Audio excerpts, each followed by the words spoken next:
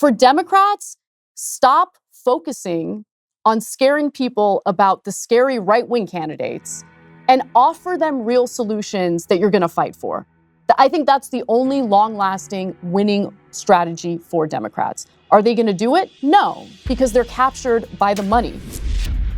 October 2021 was the first time I met Anna Kasparian for our debate at the Pennsylvania Chamber of Commerce. Life expectancy in Finland is much higher than the United States. No, you're correct. Hold on. It's only 78 No, years. You're correct. The life expectancy in Finland is longer than the life expectancy in the United States. That's not what I said. I said the life expectancy for Finnish Americans is longer in the United States. That is an apples to apples. We thought it was a great discussion, and in this episode, Anna and I are picking up where we left off.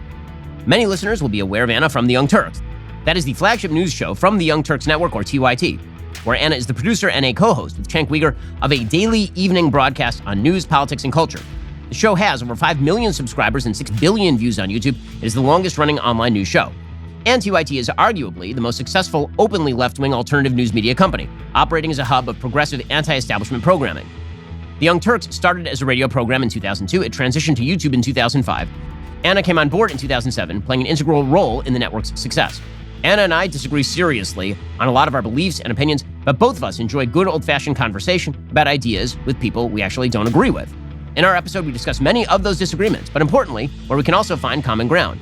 We have some honest back and forth on healthcare reform, labor unions, and manufacturing, the left-wing policies that have been a complete disaster for California, and grading the current Democrat and Republican parties.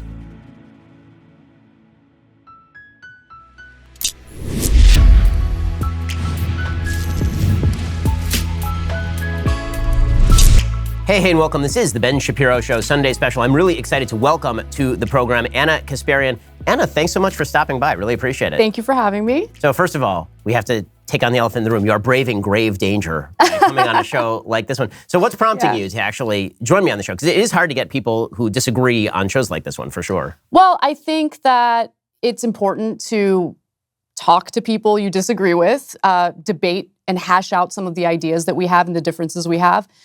I'm not afraid of my political views. I'm not afraid to admit when maybe I got something wrong in the past and maybe I've evolved on my political views.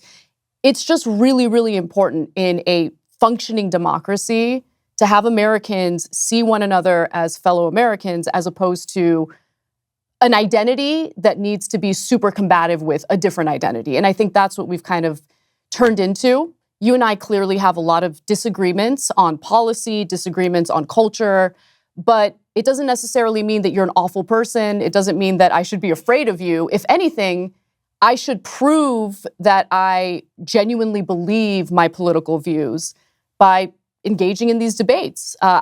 If I can defend what I believe with actual facts, statistics, empirical evidence, well, that only proves that there's good reason to believe in the policies that I'm promoting. And it's easy to be in an echo chamber where everyone already agrees with you, but you're not really being challenged. So I like to be challenged. I like to put my political ideas to the test, and I think this is a good opportunity to do it. Yeah, this is one of the things that I really like about you as a person. We actually got to know each other when we did a debate about a year ago, I think, over in Pennsylvania, and we were talking in the green room beforehand, and we got along as human beings. And one of the things that's nice about conversations like this is, again, what you say I think is super important, which is that the social fabric of the country is going to be built on the idea that people can have conversations like this, and yet it's considered so unusual and so crazy. Have you gotten any blowback for being willing to do conversations like this one? I have. I will say, it is a small portion of a very loud group of self-identified leftists on Twitter, for instance. They'll get very upset. They'll accuse me of platforming you, even though, I don't know if they notice, you've got a bit of a platform on your own. I don't need to help you in building a platform or platforming you. I think that there's this very real fear that in engaging in these conversations, you are legitimizing the other side. And my point is, as long as the other side's coming at me with good faith arguments, they genuinely believe what they're saying, having these debates is important in actually deciphering what you as the viewer believe, right? Because if you're only listening to one side, if you're listening to leftist media, liberal media, and you don't get the other side at all, your policy ideas are never going to be challenged. You're not going to hear the other side. And I think it's led to this culture right now where Americans overwhelmingly seem to have difficulty with nuance, right? Everything needs to be black and white. And honestly, political issues are usually a lot more complex, a lot more nuanced, and nothing in life is black and white. And that's what makes them interesting in the first place. Right. If it was all that black and white or that easy, you wouldn't have to listen to shows like yours or shows like mine, and you wouldn't have to, I've always encouraged people to listen to shows that are on the other side of the aisle, because otherwise they don't know what I'm saying that's fact and what I'm saying that's opinion. And so I think it's really important for people to hear conversations between people who really, really disagree. You used a phrase there that I think is really important, good faith. And this is one that I've had to kind of think through myself, because obviously there are conversations that are not worth having. You'll have people online who will say, you should go talk to this person. You know this person happens to be, like dregs of the earth. And then you say, well, I don't really wish to talk to, and they say, well, you say you're willing to talk to pretty much anybody. So how do you draw that line? How do you draw the line between somebody who is worth talking to, somebody who's acting in good faith, and somebody who's not really acting in good faith? Well, I think the interaction that you and I had both before and during that debate was really important to me, in that it gave me a better idea and sense of who you are. One of the issues I've had in recent years is the the caricatures that are drawn of the other side. And I think the left does it, the right does it. So just kind of like lumping you in with, let's say, Tucker Carlson, lumping you in with, I don't know, someone else that I certainly don't think is coming at these debates from a good faith perspective. They're looking for clicks. They're looking to build their public persona. There's a lot of that going on.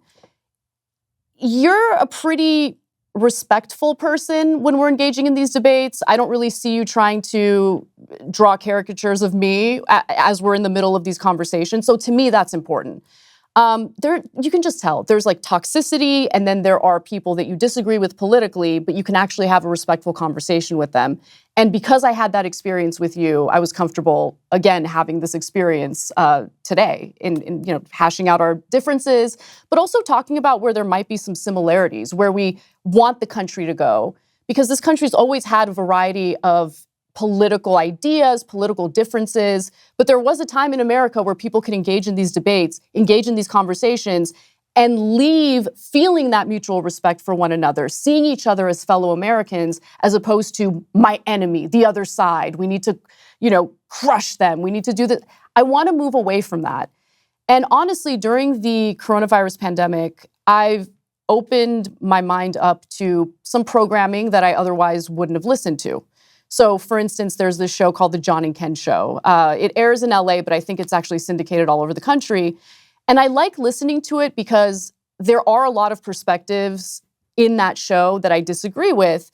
But there have been moments where one of the hosts will say something that in the short term I might be offended by or angry about or whatever, but I have to do my due diligence. So I'll investigate it a little bit and think to myself, oh, well, actually, he had a point there. So I think the necessity for nuclear energy is a good example of that. Once I realized right now the technology for renewables isn't quite where we need it to be, where we can just give up fossil fuels and be okay. Well, a good clean energy solution to kind of close that gap, at least for now, would be nuclear. And you say that, and a lot of people on the left have a negative reaction to it. But I think it's partly because they're not typically exposed to other perspectives. Everyone's kind of in their own ideological bubble. It's a huge problem, in my opinion, and that's why I want to have conversations. That's a great example. So I've always used nuclear energy as actually the litmus test on people who take climate change seriously. There are people on both sides who don't, right? There are people on the right who will say that it doesn't exist, that there has been no global warming over the course of the last 100 years, or who say that there is no anthropogenic global warming. It's entirely the fault of the sun. And my perspective has always been, I don't have the expertise to challenge the IPCC when they suggest that there will be a certain amount of climate change. Their sort of outlying, more extreme predictions are the ones that have sort of the least predictability, and they admit that. And so the question becomes, what do we do in order to prevent as much of this as possible while still maintaining a lifestyle that Westerners are used to and that we should aspire to for the rest of the world? And nuclear energy has always been a great way of doing that. And so that perspective has tended to draw fire from both sides. You have people who say, well, why are you even acknowledging that this sort of thing is, you sound like Greta Thunberg? And then you'll have people on the left saying, well, how he doesn't even believe in global warming because he is advocating for nuclear energy. That sort of failure of nuance, I think, has really deleterious effects, because it prevents us from accomplishing solutions that if you and I can agree on a thing, it's a pretty good notion that that's a fairly commonsensical thing because we disagree on so many things. And if we can agree on something like nuclear energy, then really there's not that much to argue about. And I mean, nuclear energy does not emit the type of climate, emissions, climate-causing emissions that other fossil fuel, oil, natural gas, that definitely does have an impact. It contributes to the climate emergency. So anyone who is against nuclear energy, I think there are some points that are legitimate. So for instance, people are concerned about another Chernobyl. I totally understand that. But the technology has improved since then, better safeguards. Not run by the communist Russians. Yes. Yeah. But look, these are conversations that should be had, and we should be fearless in having these conversations. I feel confident in my beliefs and my values, but I also really want to get into basically a culture that leaves ego aside and helps people feel comfortable acknowledging when, hey, maybe I didn't get something right. Because there are certainly areas where, turns out, I didn't get something right. I used to be 100% against nuclear. I thought nuclear would be super dangerous. I totally bought into the Chernobyl 3 Mile related. Island. Yeah, exactly. But once you start reading into it a little more, once you actually start thinking for yourself independently, independent of some ideological model that you're supposed to fit into perfectly, it really does open your horizons and it allows for you to learn. And that's what I want to do. I want to learn and I want to make sure that the information I'm getting to my audience is well thought out and accurate. So, I think what's really interesting about that is that it seems like there are two values that you're centering in on, and they're working in tandem, which are really good. One is that you're actually pursuing things that you think are true. You're trying to get to the truth, which means listening to other perspectives, just from a sort of classically liberal position. And then on the other hand, you're also suggesting that this builds social fabric. And so the point that I've made is that the future of the country, in terms of sort of a national polity, because what we're seeing right now is a giant sort, right? We're seeing people like me move to Florida, away from California. You're still in California. We'll talk about that in a second. You're seeing people in New York get more New York and people in California get more California and Florida get more Florida. It's getting redder. And so the social fabric at the national level seems to be fraying a lot. And so one of the things that I've said is that the future of the country is going to rely on people who disagree with me but agree that we should be having the conversation. Right. Not siding with people who they may agree with in terms of the political end goal, but foreclose the conversation. Because that way, the social fabric phrase, you get to where you want to go, maybe, but you lose half the country in the process. You might lose half the country in the short term, right? But I think media is incredibly powerful. And look, I think it's also important to differentiate between what you and I are doing and what I see happening on other, let's say, right-wing shows, right? I see a lot of right-wing hosts bring on individuals who purport to be on the left, and then all they do is come on the show and trash the left while simultaneously agree with whatever the right-wing host is saying, right? It's a form of propaganda that I think is persuading some amount of leftists to immediately panic if they see someone on the left go on a right-wing show. So I'm sure that they'll see this conversation, they'll automatically assume, oh, Anna's just there to... Right, welcome to the Republican Party, Anna. Right, to reinforce what Ben is saying. But you and I have serious differences. We've debated economic issues. Everyone can go back and watch that debate that we had at the Pennsylvania Chamber of Commerce. But at the same time, I think there is a difference between the endlessly... I don't want to say sometimes violent, yes. We just need to bring the temperature down for a second and acknowledge that the majority of the country isn't on the extreme right or the extreme left. The conversation is dominated on social media, especially by the extreme right and the extreme left. We need to bring the temperature down and actually represent what the majority of Americans are concerned about. Majority of Americans want the same thing. They want healthy, happy families. They want financial stability. How do we get there? And we're never going to answer that question if all we do is pretend like the extreme ends of the spectrum are representative of this country and that we should all hate each other and be super divided. So in a second, I want to talk to you about the incentive structure for avoiding exactly kind of the thing that we're doing right now. First, it's time to talk about Daily Wire's most trusted privacy partner and the premier sponsor of this show, ExpressVPN. Have you ever read the fine print that appears when you start browsing in incognito mode? That's the mode that's supposed to keep you secret. Well, actually, incognito mode means your activity might still be visible to your employer, your school, or your internet service provider. To actually stop people from monitoring your online activity, you need to do the same thing I do, use ExpressVPN. Think about all the times you've used Wi-Fi at a hotel, coffee shop, even a friend's house. Without ExpressVPN, every single site you visit can be logged by the admin of that network. That is still true even when you're in incognito mode. ExpressVPN is an app that encrypts all of your network data and reroutes it through a network of secure servers so your private online activity stays private. ExpressVPN works on all your devices. It's super easy to use. The app literally has one button. You tap it to connect. Your browsing activity is now secure. So stop letting strangers invade your online privacy. Protect yourself the way I do. Use expressvpn.com/Ben. Again, use my link, expressvpn.com/Ben, and that means you will get an extra 3 months for free. That's expressvpn.com/Ben to protect all of your online activity today. Don't leave your data out there for somebody else to grab it, whether it's your ISP or a hacker or anybody else. Go check them out at expressvpn.com/Ben to get started.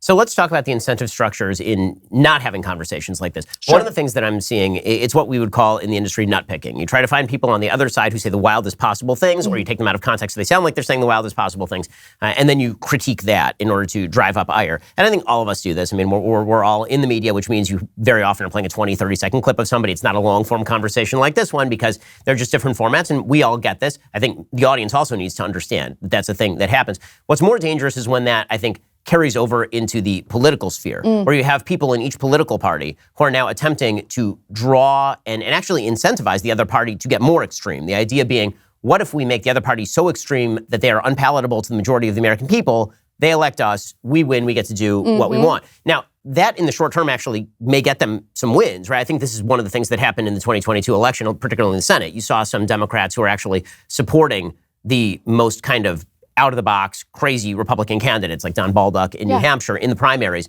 in order to elevate him, thinking, okay, well, that means he's going to lose, which is exactly what happened. It's actually quite smart strategy in the short term, but what it also ends up doing is it ends up fringing out the moderates, meaning like everybody who is not on the fringe is now not represented in the election. And what you've ended up doing is incentivizing the kind of most angry part of one party, and in your own party, making them the most angry that they could possibly be about the other party, as opposed to, what if we all just sort of pick our best candidates and then let them go at it in the ring? I mean, I wish that was the actual method and strategy, but you would actually have to have a campaign strategy that offers the voters something to vote on instead of something to vote against. And I think that this has actually been an incredibly dangerous strategy for the Democratic Party because they might feel super confident that their candidates can beat someone who's on the extreme right. But there have been instances where that wasn't the case. I mean, certainly in 2016, the Democratic National Committee was really propping up Donald Trump under the assumption that there's no way Hillary Clinton would lose to Donald Trump. Well, here we are. I mean, Donald Trump won, clearly. So there's that part of it. I also think when you consider the campaign donations that ordinary people give to the Democratic Party, they were not under the assumption that their hard-earned money was going to go toward far-right candidates in order to, give these Democratic candidates a leg up in their mind. I mean, again, it's very, very risky to do that. I don't think it's a smart strategy at all. For the Democrats, even in the short term, it's risky, okay? Sometimes they get it wrong. And if you don't give people something to vote for, meaning if you don't have policy proposals, actual solutions that are appealing to voters, are they going to show up just to vote against the person you've been fear-mongering about? I don't think it's smart at all. Aside from that, I think what you're saying is also correct in that the conversation increasingly becomes dominated by lunatics. And I don't think that's representative of most Americans. And there's also this problem of lumping in everyone together in like this neat little box of ideology, right? So I think in the minds of a lot of people on the left, you are the exact same person as Tucker Carlson, right? And I think you're different. I think you're different from Matt Walsh. I think you're different from Candace Owens. You guys are all on the same network. I commend you for having differences of opinion on the same network. And I'm sure it can be uncomfortable at times, but there are nuances and differences, and I think it's important for people to be cognizant of that because I don't want to be lumped in with someone on the far left, right? I have significantly different opinions from them on certain matters, and I think it's important to know what those differences are and not let, again, the extreme ends of the spectrum represent the entire country. So, one of the things that you mentioned there is the idea that you have to run on something, not run against something. And obviously, negative campaigning is the most effective form of campaigning, despite all of the happy talk about how when you campaign for things, people rally behind you. people who are policy wonks tend to do very poorly in elections. People who are attack dogs tend to do very well in elections because that lizard part of our brain that senses threat is really activated by a perception of threat on the other side. Oh, well, actually, can I interrupt you on that? Sure. Because I agree and disagree. So let's go back to 2016. Because with 2016 several years away, we can now really analyze it for what it was. Donald Trump's campaigning certainly had a significant negative component to it. Negative campaigning was part of what he did.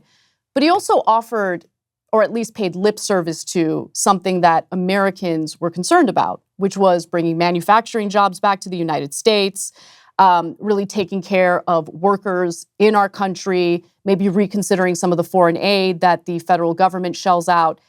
That appealed to his base, so much so that even today they're so loyal to him, regardless of what he does. So he actually did give people something to vote for. Whereas all we got from the Democratic Party during that election was, ooh, Donald Trump's dangerous. Isn't he so dangerous? Oh my God, don't vote for him because if you do, you'd be racist, this, that. It was just nonstop scolding.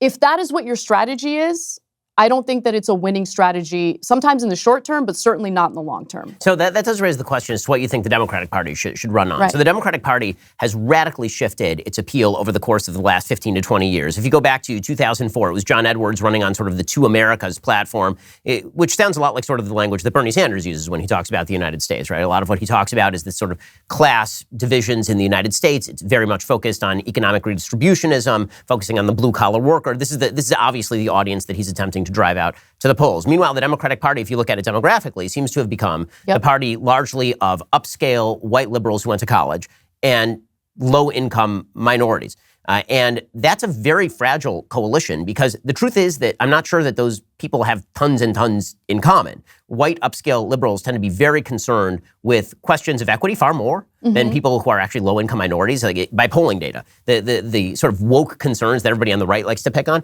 that is white upper-crust liberals who are pushing that. That is not minorities who are pushing that sort of stuff. I remember having this conversation with Van Jones, and he was totally agreeing with me. He's like, what are all these white upper-crust liberals doing talking about this sort of stuff? They should be talking about sort of the bread and butter issues. And so you have the white upper-crust liberals pushing that, plus a solid dose of kind of very social leftist policy ranging from abortion to transgenderism to same-sex marriage and those sorts of policies that are not the chief concern of low-income minorities. And it seems like the way that they're getting low-income minorities to sort of resonate to the message is with the threat assessment of the Republican Party. The Republican Party is racist, they don't like you, they hate you, Donald Trump's evil, and all the rest of that. It seems like they dodged the bullet in 2022, but that's a very fragile coalition. Well, I see this as a problem, honestly, on both sides, campaigning on both sides. I think that increasingly you have both parties completely captured by campaign donations from wealthy donors, corporate donations. I think that's been a problem. That has led to pro-corporate policy by both Democrats and, Republicans have always been in that camp. But now Democrats have been so captured with that money. And then the other thing is, Ben, it's a huge problem that we have members of Congress invested in individual stocks that they are legislating about or legislating on. Because, first of all, that there's an insider trading issue there, number one, conflict of interest. And also, they're going to want their stock portfolios to perform well. So are they going to pass the right legislation to protect the consumer, to protect the worker, to protect the average American when they are literally invested in ensuring that those companies do real well because they profit off of that as well? So that is a huge problem. And so what you have now is both sides, in my opinion, campaigning on a bunch of BS. Okay, not actually focusing on what would improve this country for Americans, what would improve this country for the voters. It's just nonstop distractions. Look, this is what we're seeing right now with the investigations in the House, right? The first thing Republicans said was, we're going to do investigations into Hunter Biden. We're going to investigate this. Fine, do the investigations. I don't really care, right? I'm not some loyalist to the Bidens at all, by any means. But the culture war stuff, the investigations, it's really important for Americans to understand none of this stuff at the end of the day is going to improve your life. Okay, so all the distractions, we need to be privy to the fact that they're distractions, and we need to get back to actually hashing out what policies need to pass in order to make sure that Americans are thriving. So this does raise the question for me of localism versus sort of national policy. So when you point out, for example, that both parties are subject to regulatory capture or that they're subject to their own stock portfolio, some people would say, okay, elect better people. We need to, if we just elect people of this party, it'll fix it. If we elect this guy, he's going to fix it. And then there's the sort of Thomas Sowell position, which is it's not a problem of people, it's a problem of incentive structures. Yes, the incentive structures in Congress are just broken. Yep. And when you have this number of people, 435 people in Congress, who are controlling this amount of money and this amount of regulatory power, that will corrupt, right? I mean, you put that much power at the hands of a very small cadre of people, whether you're talking about in the executive branch, in the regulatory state, whether you're talking about people in the legislative branch, it's innately going to tempt them to enrich themselves and self-serve and self-heal. I mean, this is something that the founders actually were very much focused on, which was the idea the federal government was going to have very little power. And so this does raise the question of how much power you think the federal government ought to have. Because if we're talking about, kind of the solutions that get implemented, I'm a big fan of the idea that California ought to be California and Florida ought to be Florida, and basically that may be the only way that California and Florida can share a nation is if they are allowed to do what they want in their own particular purviews. But we, because of nationalized social media, and because of the amount of power that's in the federal government, we focus in on the federal government. That means that we care deeply about what happens on the federal level every single day. If you went back 200 years, no one cared who the president was because the president didn't have that much power. So what do you think of the idea of sort of delegating power back down to the states instead of centralizing back up into a central government that does have the capacity to be used by both sides for corrupt purposes, for example? It depends. I mean, I think that, it's funny because I've always been super focused on national politics, but over the last several years, I've been a lot more, honestly, fascinated with what's happening in California. I think for obvious reasons, local politics is fascinating to me. And in terms of what impacts my day-to-day life, I've realized that these local decisions have more of an impact than what's happening on a federal level. There's a lot of gridlock and a lot of nonsense happening on a federal level. So I think that's part of the reason why it's not coming down to impact our lives on a daily basis. I think the federal government should be tasked with important regulations to protect the consumer because greed is a thing, okay? The fiduciary responsibility to shareholders is real. And so how do you balance that with the need to protect workers and consumers? I think you need a federal government and a regulatory body to focus on that. When it comes to civil rights, you need that protection on a federal level. You can't just leave it to the states. You don't want one state to say, nah, we're not into interracial marriage. We're going to ban that. Or we don't want to, have equal rights based on, or equal rights for everyone. Some races we like more than others. You need a federal government to protect civil rights. But I do agree with you that Americans have not been paying enough attention to what's happening on a local level. There are certain things that can be dealt on a local level that doesn't need to be the responsibility of the federal government. And to be quite honest with you, with all the dysfunction and gridlock with the federal government, I think more and more people are relying on a local level to get policy passed that they desperately need. So in a second, I want to talk to you about local politics versus national, because I think that the national politics does lead to extraordinary polarization, whereas, as we'll talk about in a moment, when it comes to local politics, everyone gets a lot more moderate when they're talking about their own particular That's very community. True. First, the debt ceiling is now above $31.4 trillion. Inflation is still well above 7%. People are getting fired at major companies all across America. Well, let's say you wanted to hedge your bets against the future of our economy. The best thing to do would probably be to diversify at least a little bit into precious metals. For over 5,000 years, gold has withstood inflation, geopolitical turmoil, and stock market crashes. Owning gold in a tax-sheltered retirement account would be a smart thing to do. Converting your IRA or 401k into an IRA in precious metals, you can do that with my friends over at Birch Gold. They have a 5-star rating with the Better Business Bureau. I've invested part of my money in precious metals because, again, I like to diversify. This is what all smart investors do. They take some of their money, they put it in a different place to make sure that they are not overloaded in one place. As the stock market goes through a rough period, it might be kind of smart to have some money in gold. Text BEN to 989898. Claim your free info kit on gold today. Then talk to one of the precious metal specialists over at Birch Gold. That's Ben. Text it to 989898 today. My friends over at Birch Gold will get you started. Okay, so let's talk about the local level. So, we're talking about the sort of conflict at the federal level, and federal politics tends to bring out, I think, the worst in people, mainly because it feels like, okay, for me, I'm a Floridian now, which I'm very happy about. People from New York keep trying to tell me what to do. Why can't they leave me alone, leave my children alone, leave my life alone, leave me alone? If you leave me alone in my community with people who I have chosen to live with, which means that we are going to have much more commonality of interest, we're going to come to a policy that works much better for me and my family than people who live 1,000 miles away and who don't know me, don't know my family, don't care about me. And I think that, that return to localism may be the only way forward for the country. I want to talk to you about what's happening in LA. So obviously, I grew up in LA. I spent my entire life in LA until 2 years ago when I picked up my entire family and moved over here. Now my parents live here, my in-laws live here, 2 of my sisters live here. There's been a mad rush to Florida, particularly by people who are sort of the red state mentality. But I don't think it's purely about I needed to be in a conservative area. Again, I lived my entire life only in blue areas, whether it was Los Angeles or Cambridge, Massachusetts when I was in law school. And so the thing that drove me out of California is I think one of the things that you've been picking up on and getting a lot of flack from your own side for picking up on, and that is that LA has just become a trash heap. I mean, it's been governed awfully. Forget about who's governing it. Right. The policies that have been used to govern it are just terrible. You have an increase in crime. Homelessness has taken over the streets. And when I was living there, I mean, I've pretty famously talked about this. And it was the kind of place where I had a very nice house in a pretty decent neighborhood, and we had a gate in the front. And we would open the gate, and there would be a homeless person face down in the gutter, Edgar Allan Poe style, or there would be a guy outside the house shooting heroin into his foot. And I've got a 5-year-old. And this sort of stuff has become incredibly common in LA.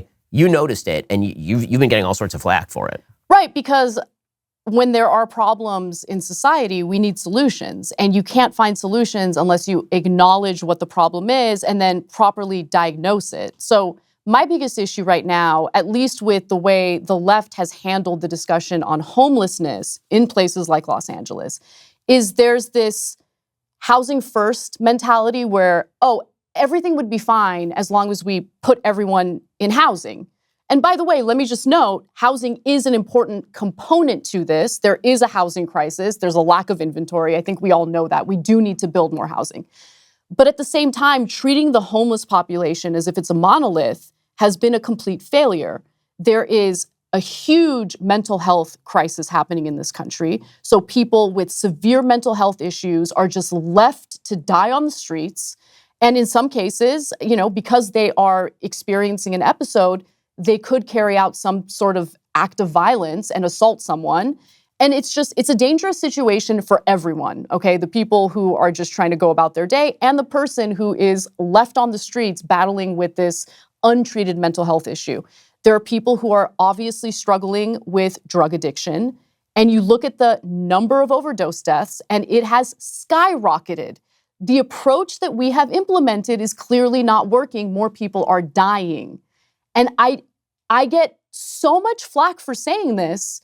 I want an actual solution. It is insanely cruel to watch people die on our streets and then give yourself a pat on the back because you think you did something compassionate. That is not compassionate.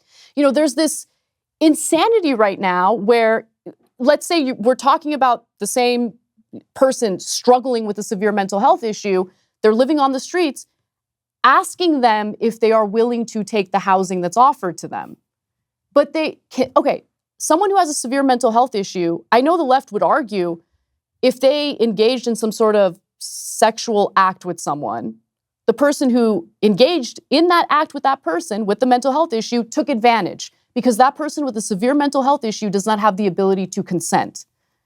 But somehow we're just going to take their word at face value when it comes to housing. No, we need to get that person help. They need help. And I don't care how vicious people think I am for saying that. It's just common sense. It really is. And denying that the problem exists is the other part of this, right? Denying that there was definitely an increase in crime in big cities drives me crazy. I was assaulted in my own neighborhood. I shared the story. I was shocked at the kind of reaction I got from people who I typically agree with politically. Took my dog out for a walk. 2 guys who were clearly on something. They appeared to be homeless, were walking by me or behind me as I was bending over to pick up my dog's mess. One of the guys grabbed me by the hips and started thrusting at me with an erection. And I know that I wasn't raped. I get it. But at the same time, that's not the standard. Something like that for a woman who does not have the ability to defend herself in that moment. I had no weapon, no nothing.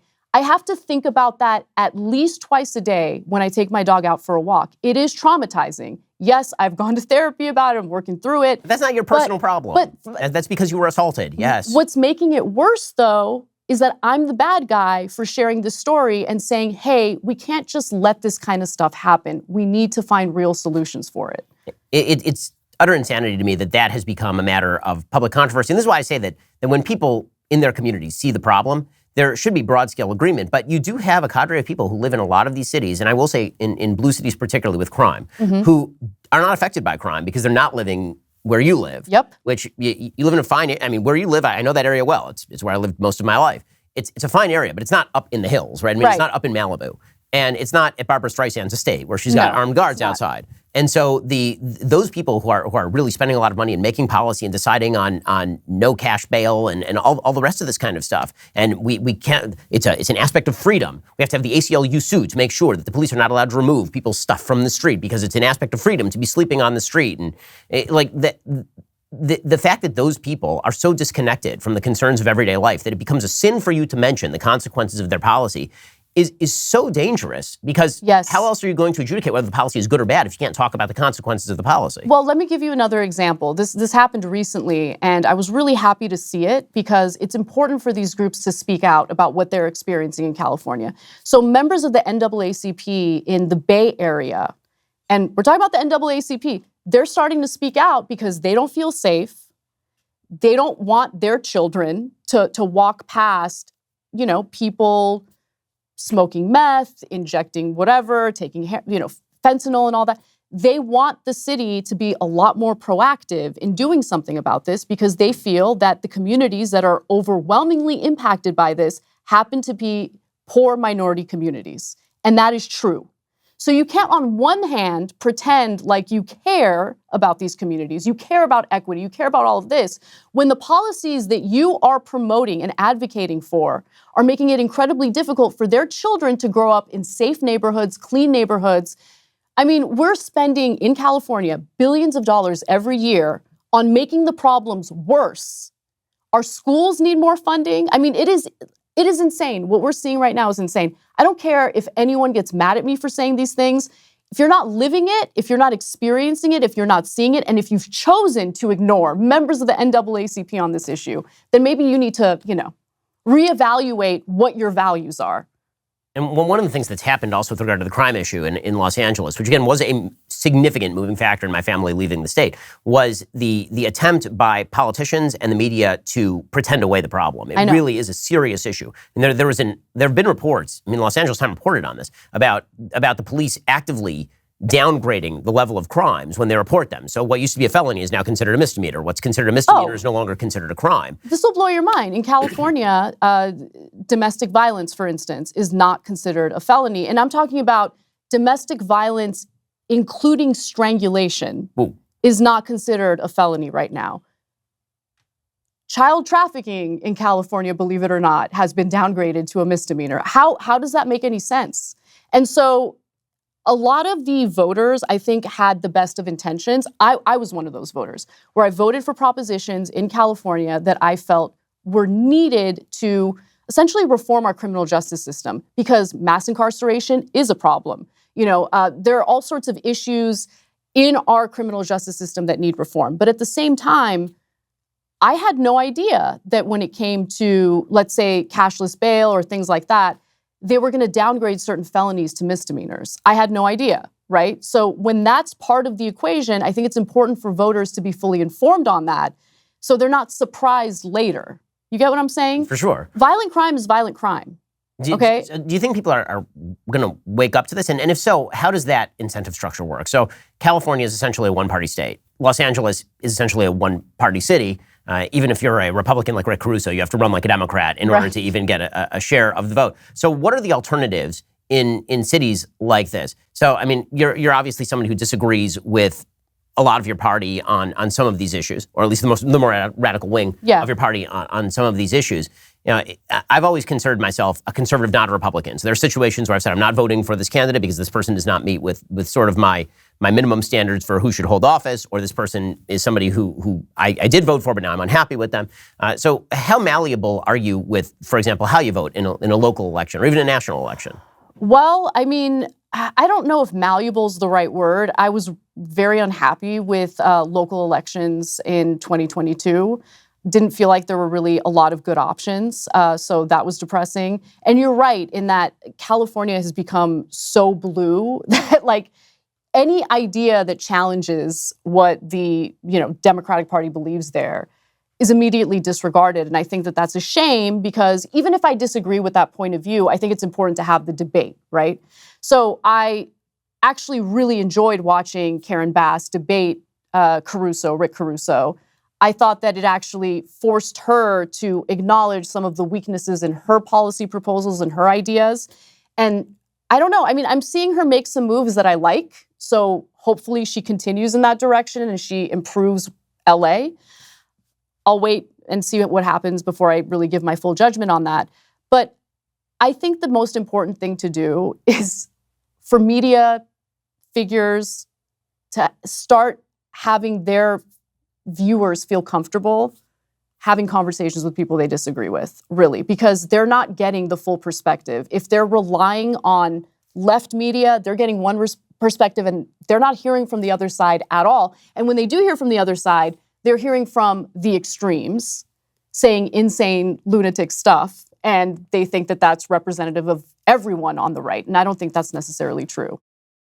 We'll get to more on that in just 1 second. First, let's say that you are face down with woke capitalism. How would you respond? Well, we here at Daily Wire, we actually launched Jeremy's Razors to fight back against the predations of companies that hate your guts but take your money. If one of your goals this year is to do that kind of thing, to do business with the companies who actually share your values, you should check out Pure Talk. Pure Talk is the antidote to woke wireless. It's proudly veteran-owned, employs a U.S.-based customer service team, and absolutely refuses to spend money on the news networks you deplore. Pure Talk's service is fantastic. They're one of the largest networks in the country. You can get blazing fast data, talk, and text for as low as $30 a month. That's probably half of what you're paying Verizon, AT&T, or T-Mobile. And here's the thing, they're using one of the same tower networks as the big guys. You can switch over to Pure Talk in as little as 10 minutes while keeping your phone and your phone number. Your first month is guaranteed risk-free. If you're not completely happy with the service, you will get your money back. This year, make it a goal to support the companies that actually support you. Head on over to puretalk.com, enter promo code Shapiro, save 50% off your very first month of coverage. That's puretalk.com, promo code Shapiro. Pure Talk is simply smarter wireless.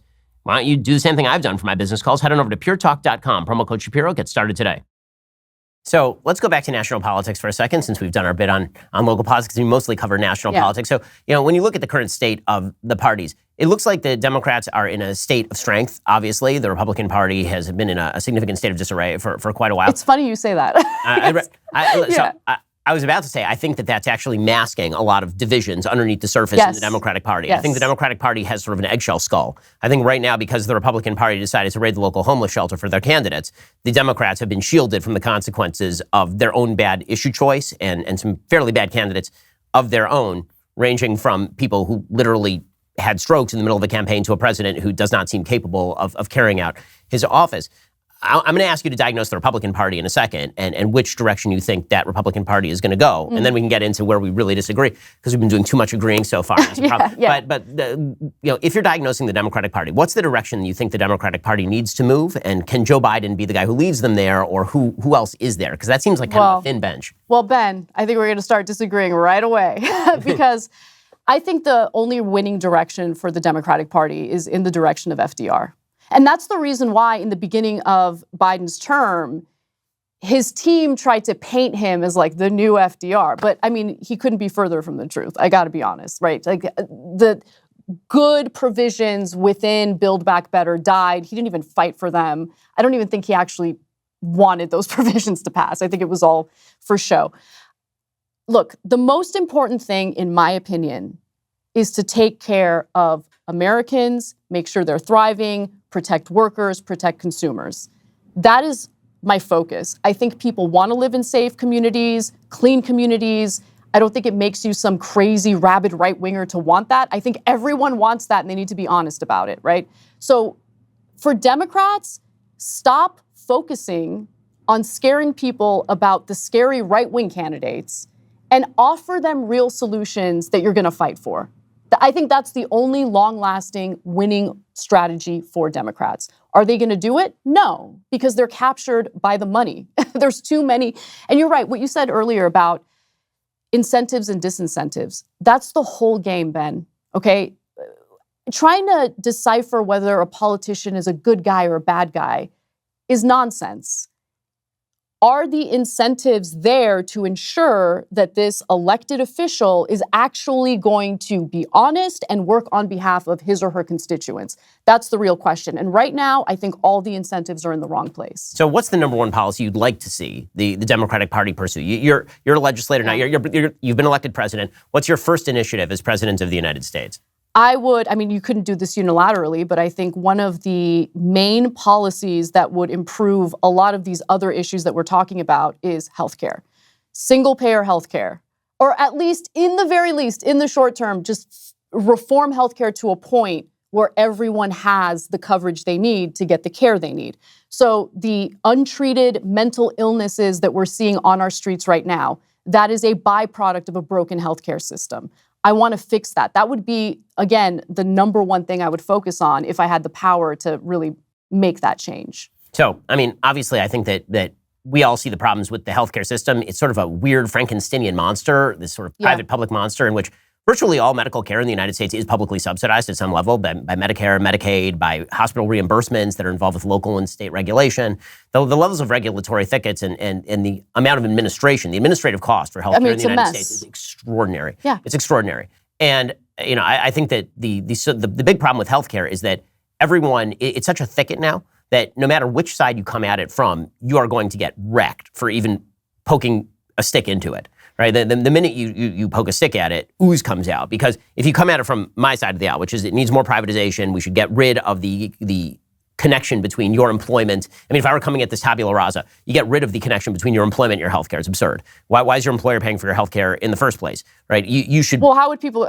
So look, I agree with you on that. I think a single-payer system would do away with the need for employers to provide coverage for their employees. I actually hate the system where, if you're working at a place that you might despise and you want to move on, or maybe you want to start your own business, right? You're less willing to do it if your healthcare is reliant on you staying at the company you hate so much. Right. I think it's actually stifled a lot of economic growth. I think there would be a lot more small businesses, successful small businesses, if people had that freedom to just walk away knowing that they wouldn't lose their health coverage as a result. You get what I'm saying? No, first of all, I totally agree with you. I think that's why I would prefer to go back to individual and community-based insurance.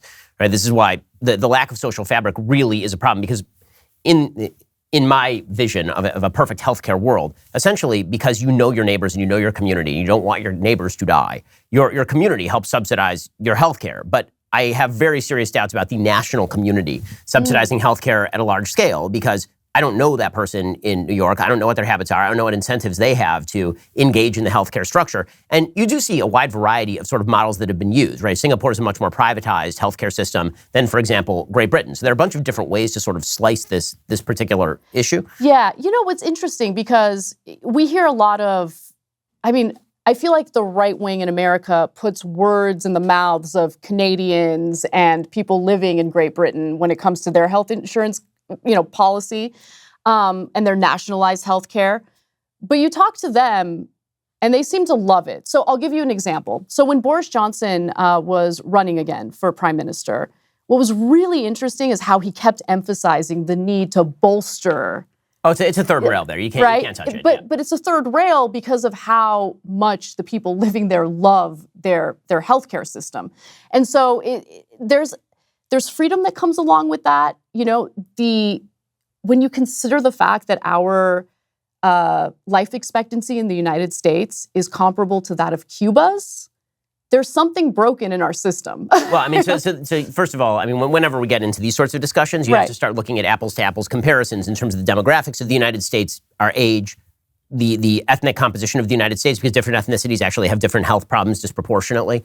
You have to look at the poverty rate in different areas. Obviously, the life expectancy in Vermont is significantly higher than the life expectancy in, say, Alabama, and so that is a wide gap that is not really attributable necessarily to healthcare quality, because again, the same national system applies to both Vermont and Alabama. So you have to, the United States is also a country of 340 million people. Cuba is a country of significantly fewer people. Right. So all of these, this is why I sort of object to any attempt to use Norwegian models and apply them to a significantly more diverse, heterogeneous, and large country. Well, okay, so let me get into that, because if you look at what's worked, because Cuba, obviously incredibly poor country, especially with embargoes and all of that, Donald Trump declared it a state sponsor of terror, which led to other countries feeling very uncomfortable doing any business with Cuba. So its healthcare system is severely under-resourced. But what they've done correctly is they've focused most of their energy on preventative care, because preventative care is less costly than just allowing people to get super sick. At that point, whatever illness they have is a lot more costly to deal with. So they're like, all right, we don't have the resources. We just got to make sure we really hone in on preventative care. That's worked out really well for them. Whereas in the United States, people aren't getting the preventative care they need to prevent severe illnesses because it's so costly, right? So we need to do something. Well, I mean, first we should tell people to stop eating so much. I mean, the United States is an extraordinarily fat country. I mean, by the stats, we're a very fat country. I mean, you compare us to Cuba, you compare us to anywhere in Scandinavia. This is a country that has, this is why during COVID, people would say 40% of the population has pre-existing health problems. And meanwhile, Sweden's like, let her rip, man, we're all in great shape. But it's, so again, comparing apples to oranges is a very difficult thing. When it comes to the NHS or Canada, the only pushback that I'd give there is that you'd be hard-pressed to find a government-provided universal system of any sort that is widely disparaged by the people who benefit from it. Meaning that if you have no available alternative, people who are on food stamps like the food stamp system, people who are on welfare like the welfare system, people who get student loans like the student loan system, people who get government-subsidized mortgages like the government-subsidized mortgage system, once you make people dependent, which is why in the United States, as I say, anytime you poke the status quo from either side, you get penalized, right? People will say, I hate my healthcare, and then the minute somebody tries to screw with their healthcare, they're like, God, we got to go after them. I mean, I think Medicare is a good example of that. So is Social Security. It is. I mean, they're both going to be insolvent, but that's... I don't think that's necessarily true. We'll have to raise taxes pretty dramatically, or lower benefits, or lower the retirement age. I mean, which is really what we should do, I think you're going to hate me for saying this, but I think the cap on Social Security taxes should be lifted entirely. Oh, no, I'm not. By the way, that is at least an ideologically consistent position. Yeah. Meaning that if you are going to say that we need to maintain Social Security as it currently stands, as a defined outcome plan as opposed to a defined contributions plan, then of course you're going to have to raise taxes. Right. I mean, like I'll say that, I have more, it is a more honest argument to say that we want Scandinavian-style welfare systems, so we need Scandinavian-style taxes, than the lie that is currently being pursued by both sides, I will say, that we have to spend exorbitant amounts of money and never pay for it under any circumstances, and then just basically bet that the bill will never come due. Right. So if you say raise Social Security tax, I'm like, okay, fine, that's an argument we can make, right? Because what I object to is you'll say raise Social Security taxes to pay for Social Security, and I'll say I don't want that to happen. That's a good debate. What I object to is if I'll say, listen, in order for Social Security to maintain, you're going to have to go to austerity measures. You're going to have to cut the age of retirement because people are living longer. You're going to have to you're going to have to raise taxes. And the person on the other side will say, none of that's true. It's like, no, one of those things has to be true. But right? See, that's what I'm talking about. Just going back to our conversation earlier, determining the difference between a good faith or bad faith individual and whether or not you debate with that individual. This is exactly a perfect example. You're being honest. And you're at least acknowledging, the flaws from the bad faith people, the inconsistencies from bad faith. Like, why even engage in a debate with someone who's inconsistent, isn't honest about what they really want? So I just wanted to go back to that conversation because it's a perfect example of what I mean. And I think this also ties back into, again, that localism conversation that we were having before. Yeah. We'll get into that in just 1 second. First, let's talk about the only substance keeping me alive right now. That, of course, is coffee. And the only coffee I like to drink is the coffee from my friends over at Black Rifle Coffee. Black Rifle Coffee Company set out on a mission to make the best cup of coffee to ever fill your mug. They wanted to sell enough premium coffee to be able to build a support network for veterans, first responders, and law enforcement. Thanks to your support, that dream has now become a reality. This year alone, your support has helped Black Rifle Coffee expand their team of active duty service members, veterans, and veteran family members. They were also able to donate over 120,000 bags of coffee to veterans and first responders, all thanks to you. If you want to continue supporting this incredible company, go to blackriflecoffee.com. Use promo code Shapiro at checkout for 10% off your purchase and your first coffee club order. Black Rifle Coffee is roasted by a veteran-led team of brilliant coffee graders here in the United States. The coffee, it's truly one of a kind, but it's your support that gets gear, funding, and supplies into the hands of those on our front lines. Head on over to blackriflecoffee.com. Use promo code Shapiro for 10% off. You can also find Black Rifle Coffee in grocery and convenience stores near you. Do the same thing that I do every morning. Fill up with Black Rifle Coffee, America's coffee. One of the things that I've said many times when it comes to economics is that I'm a communist in my own house, and I'm a high-level capitalist when it comes to the greater areas of elevation. Mm-hmm. So the further you get out from my local community, the more capitalistic and free market oriented I am. In my house, I have a joint bank account with my wife, right? My wife earns significantly less money than I do. It does not matter. It is both of our money, right? Which is what we tell our kids. It's not daddy earning the money. It's our family earning the money. And our family is communist because we're a family. But I'm not going to be a communist with some rando over in North Dakota. That's not my job. Right? I don't know that person. I love my family more than I love that person. And anybody who tells you they don't love their family more than they love rando is lying to you. It's just not true. And so what that means is that social solidarity has to be the predicate for any policy. And ironically, what's been happening is that as social solidarity breaks down, people want more control at the top level of government to try to create an ersatz social solidarity. And that's not going to happen. It's going to make the problem significantly worse. So if you argued to me in my local religious community, right, my local synagogue where I'm Orthodox, which means that in my community, there are 300 families in our synagogue. We all know each other. We go over to each other's houses. We babysit each other's kids. If you said to us, we're going to have a synagogue-subsidized national healthcare single-payer program, I'd be like, okay, that's worth arguing about. Like, I'm definitely willing to have that conversation. I know all you people. I trust you people. I trust you're not going to be a free rider on the system and take advantage of the system because I know you. And there are social penalties for you not doing it, right? If you refuse to engage in the duties of the community, then we cannot have you over for lunch, right? We cannot have you at the synagogue, right? There are certain penalties that attach, but you can do that at a small level. As you abstract up the chain, it becomes more and more difficult. And one of the things I see, and this happens pretty frequently on both sides of the aisle, is an attempt to take your top level solution and cram it all the way down in a universalistic fashion. So people will take sort of a democratic socialism that might apply in your local community, and they'll say, okay, well, I want to apply that at the national level, but that's not. You can't do that. Or you'll say libertarians will do the same thing. I'm a libertarian. I think there should be no internal penalties for any individual decision that you want to make. That's not going to work in your family, and it's not going to work in your local community. In other words, the levels of control that you exercise ought to change based on the level of abstraction that we're talking about. I think that part of the problem is we don't see each other as fellow Americans at all. And we're so divided that, I think you make a valid point in, at least some portion of the country wanting to reject some of these national policies or national programs.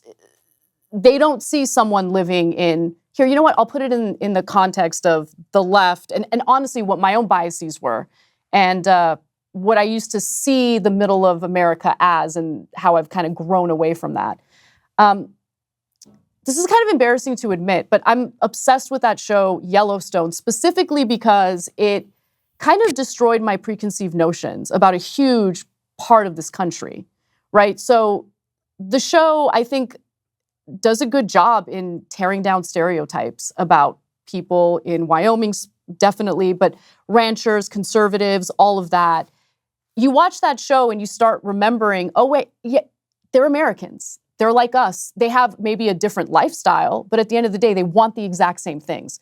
I think what's important is to, again, bring the temperature down for a second and give Americans accurate information about what the policies would really do, and then allow them to vote on that on their own, right? Instead of trying to sway them in one direction or another. Americans know that healthcare is broken in this country. I think that, there's a lot of, on both sides, certainly. I mean, corporate Democrats and corporate media like MSNBC, they hate Medicare for all. I mean, they've been tearing it down from the beginning. Same with CNN. The question that we heard over and over again when Bernie Sanders was running and promoting Medicare for all was, how are you going to pay for it? How are you going to pay for it? How are you going to pay for it? Okay, great. They don't ask the same question when it comes to shelling out tens of billions of dollars for a war effort in Ukraine. There is no debate about it. Now, look, I happen to think it's important to help Ukraine defend itself because we made security commitments after Ukraine gave up its nuclear weapons. We were part of those negotiations. I think it's important to keep our promises. But with that said, it is interesting how the corporate media puts its thumb on the scale. They pretend like, oh my God, this is the most costly thing in the world. How are we going to pay for it? But when it comes to other issues, like issues that would enrich defense contractors, there is no conversation about how we're going to pay for it. That's a problem. I mean, I totally agree that we should always have the conversation about how we're going to pay for it. And I also agree that what is happening in Ukraine, it may be an unpopular position on some parts of the right, but I've been an advocate of funding Ukraine. It seems like the single best defense investment that the United States has made in the recent past. For a relatively cheap cost, we've absolutely crippled the Russian military, which is something I think is probably a good thing, globally speaking. With that said, there obviously is a difference in scale between the amount of money that we're spending in Ukraine and the amount of money that would take to do Medicare for all. Right. And there are obviously significant drawbacks to Medicare. I mean, if you look at the NHS, for example, there's a recent article in the New York Times talking about the delays in, for example, ambulances, people waiting 12, 24 hours, literally on a field, not being able to get what they need, because once you make systems national, you're going to have to in some way ration the resources. And then the question becomes, what are the resources? Either you have to increase the resources that you're utilizing, which means increasing taxes or increasing regulations, or you have to regulate the amount of care that people can receive on the other end. Well, my personal experience with sort of a Medicare for all system is in Israel, their emergency care is very good. And if you have cancer, you are in serious trouble. And this happens to be what the statistics kind of bear out. The United States has the highest 5-year survival rate for things like breast cancer. If you have a serious disease, people are coming to the United States for surgery, for treatment. If you have a broken arm, you're probably better off in a nationalized healthcare system because it's fairly simple thing to solve, and it's not going to cost you, quote unquote, anything except indirectly. But I think it's really important to differentiate the quality of care that is available in the United States, which I agree with you is fantastic if you can afford it. And when it comes to your life, or when it comes to a family member's life, let's say you don't have the money up front to pay for the procedures or the treatment that you need, right? People are willing to go into debt because at the end of the day, it's about your life. And I am tired of seeing elderly individuals, retired individuals in this country lose everything, go bankrupt because of how broken our healthcare system is. It needs to be fixed. So on one hand, I agree with you. The quality of care is certainly here. It's where people come to get the treatment they need. But in a lot of cases, Americans go bankrupt for this. I'll give you an example.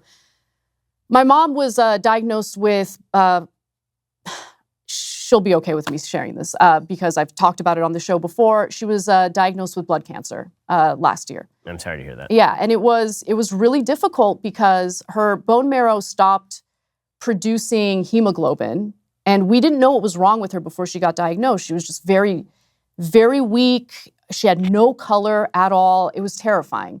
She had to keep going in to get blood transfusions. Finally, they diagnosed her, and they said, look, the good news is there is a medication. You can be on this medication for the rest of your life. It's a chemotherapy medication. It's called Revlimid, but it's monopolized. And even though Revlimid was discovered decades ago, and I think the 1950s, if I'm not mistaken, the way patent law works with pharmaceutical drugs, I mean, they've found loopholes and they were able to extend the patent, extend it. So there's only one option. And even with insurance, I mean, my mom's older, you know, she's covered and everything. Even with insurance, it's $2,500 out of pocket. And, you know, I'll do anything to keep my mom alive. You know, we'll contribute to it. Luckily, you know, they found a solution. She's doing great.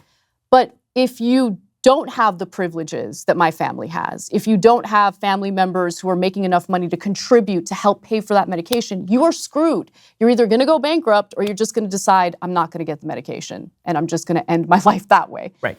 And I don't want Americans suffering from that. So we need to find a better solution. And so far, from what I've noticed in different models in other countries, that single-payer solution seems to be the best option.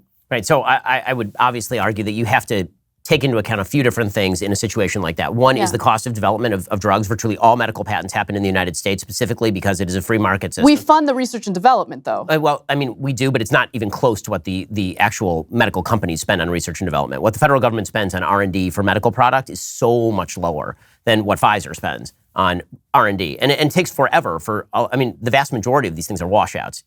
Hundreds of billions of dollars will be spent on drugs. For pharmaceutical companies? By pharmaceutical companies that don't go to phase 3. I mean, they certainly provide quite a bit to their shareholders. So. Well, I mean, it depends on which ones. You're looking at the ones that actually succeed. I mean, for every pharmaceutical company that succeeds and actually becomes a thing, there are a dozen that fail. I mean, this is just the way that biopharmaceuticals work. I was talking with my friend Vivek Ramaswamy, who founded Roivant Sciences, and this is literally how you used to invest. The idea was that you invest in a bevy of drugs, like a basket, and the vast majority of them will die before phase 3, and a few of them will be successful. How do you make up all the money to pay for all the ones that fail in order to pay for the one that succeeds? So how do you continue to incentivize it? So I think that the questions that we ask are the same questions. The solutions are different. So how do we continue to incentivize the creation of drugs that can help your mom? 2, how do we help your mom pay for the drugs once she gets sick without destroying the incentive? 3, how do we actually incentivize doctors to care for your mom with, say, Medicare reimbursement rates that aren't significantly lower than what they can get cash out of pocket, which very often you're seeing doctors in specialized fields just stop taking Medicare entirely because they're operating now across the table. They'll just say, we'll take cash only. This happens in the surgical profession a lot. Right. And so there are, I think, systems that are in between what we have and single-payer healthcare that have been significantly more efficient in this respect. Switzerland is one of them. Singapore is another one of them. My argument isn't with restructuring the system. It's how we restructure the system. And the simplicity of the NHS comes with significant downstream effect, right. which is...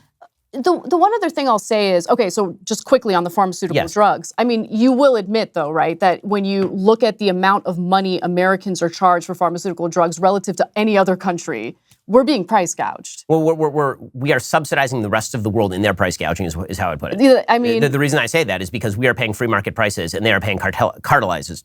They've cartelized their pricing structure. And so we could, theoretically, bargain negotiate with the drug companies, and then all the patents will get filed elsewhere. That is the other downside. In the very least, I mean, one of the proposed policy solutions in Build Back Better that was nixed was allowing for Medicare to negotiate drug prices on behalf of Medicare recipients. Right. That was squashed. I mean, not entirely. I think there's like a handful of drugs. No, it's for this reason. It's because the great fear in terms of the incentive structure was, if you allow Medicare, which supports a huge percentage of people who are taking these drugs, to negotiate the price, what you're going to do is remove essentially the R&D budgets of a lot of these companies. I'm not buying that. Well, I mean, at all. The truth is the profit margins in these companies. I mean, take for example Moderna. Moderna had to sink tens of billions of dollars into the development of RNA vaccines, and it was a complete failure until COVID. I mean, Moderna was essentially bankrupt before COVID happened. And this is unfortunately the way that science very often works, that it fails and fails and fails and fails until it succeeds. And it costs and costs and costs until it succeeds. And this is, I think, a general point about business that people should understand as a person who is a business person, runs a successful business. For every business that gets founded and succeeds, and people see the really rich person at the very top, they miss the 5 businesses that they started before that failed. And literally, for me and my business partner, it was several businesses that we had started before that did not succeed until we hit the one that actually worked.